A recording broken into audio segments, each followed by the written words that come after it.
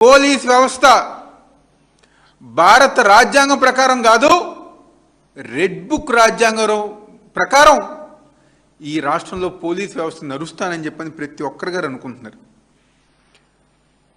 అసలు ఈ రాష్ట్రంలో సామాన్య ప్రజానికానికి రక్షణ ఉందా?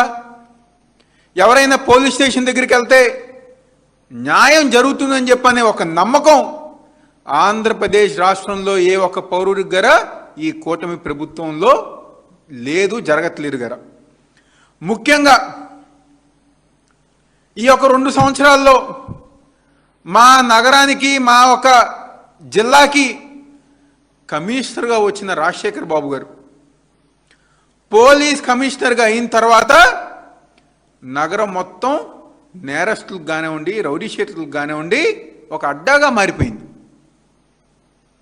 స్వేచ్ఛగా తిరుగుతున్నారు, సంతోషంగా ఆనందంగా వాళ్ళు చేయాల్సిన పనులన్నీ గరా ఈరోజు విజయవాడ నగరంలో రౌడీ షీటర్లు, నేరస్తులు స్వచ్ఛందంగా తిరుగుతూ వాళ్ళకి కావాల్సిన పనులన్నీ గారు చేసుకుంటూ ముందుకెళ్తాం జరుగుతుంది. ఈ 2 సంవత్సరాల్లో ఏంట్రా జరిగిందంటే గంజాయి, సెటిల్మెంట్లు, ఇల్లీగల్ లిక్కర్లు ఇలాంటి తప్పితే పోలీసు వారి ప్రోత్సాహంతో ఇవన్నీ గారు జరుగుతున్నాయన్న మాట వాస్తవం కాదా అని చెప్పి ఈరోజు మేము అడుగుతున్నాం వైఎస్ఆర్ కాంగ్రెస్ పార్టీ తరఫున. ఎందుకంటే మా సిపి గారు మా నగరం గురించి పట్టించుకోరు, మా జిల్లా గురించి పట్టించుకోరు, జిల్లాలో లా అండ్ ఆర్డర్ పరిస్థితి ఎలా ఉందో పట్టించుకోరు.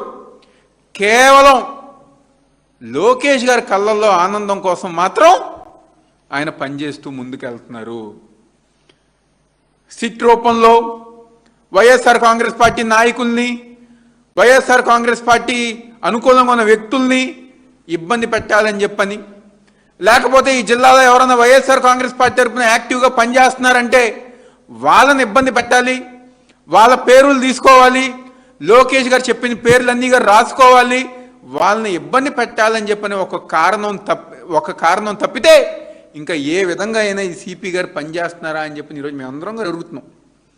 దర్జాగా మా జిల్లాలో విజయవాడ నగరంలో కానివ్వండి, మా ఎన్టీఆర్ జిల్లాలో కానివ్వండి దర్జాగా గంజాయి స్మగ్లింగ్ జరుగుతుంది. కేవలం స్మగ్లింగే కాదు, మొన్న ఈ మధ్య నందిగామ ప్రాంతంలో గంజాయి పండించే విధంగా కూడా ఈరోజు ఈ యొక్క జిల్లాలో ఆ ఒక గంజాయి స్మగ్లర్స్ అంత స్వచ్ఛందంగా, అంత సంతోషంగా, అంత స్వేచ్ఛగా వాళ్ళు గంజాయి పండిస్తున్నారు.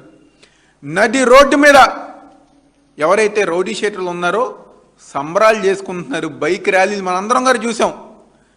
కనకదుర్గమ్మ ఫ్లైఓవర్ మీద రౌడీ షీటర్లు బైక్ ర్యాలీ పెట్టుకుని తిరగటం జరిగింది.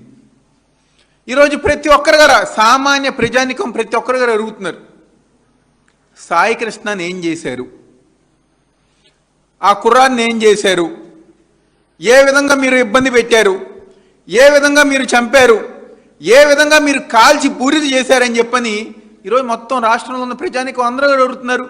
దాని సిపి గారు సమాధానం చెప్పక్కర్లేదా? ఎవరు బాధ్యత వహించాలి?